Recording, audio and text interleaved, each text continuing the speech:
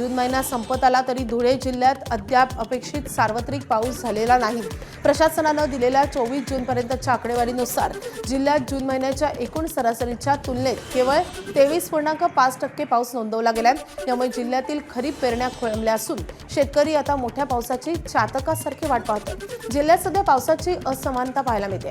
शिंदखेडा तालुक्यात सर्वाधिक 36.3% पाऊस झाला असून साक्री तालुका अवघ्या 14.7% पावसासह सर्वात मागे।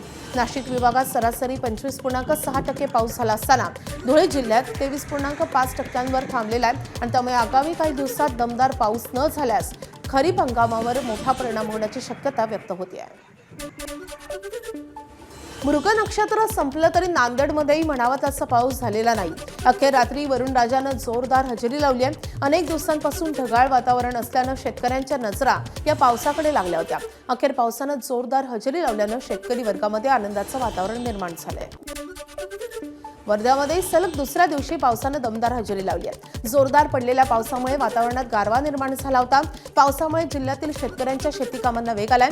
तसेच काही ठिकाणी सतत पडणाऱ्या पावसामुळे रस्त्यावर पाणी देखील साचल्याचं पाहायला मिळालं। गोंदिया जिल्ह्यातील ग्रामीण भागात अखेर पावसानं जोरदार हजेरी लावली आहे। अनेक दिवसांपासून पावसाच्या प्रतीक्षेत असलेल्या शेतकऱ्यांना यामुळे मोठा दिलासा मिळालाय। जोरदार पडलेल्या या पावसामुळे खरीप हंगामातील पेरणीच्या कामांना आता वेग येणार आहे।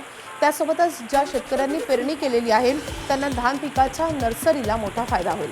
पडलेल्या पावसामुळे वातावरणात गारवा निर्माण झाल्यानं नागरिकांना उकाड्यापासूनही दिलासा मिळाला।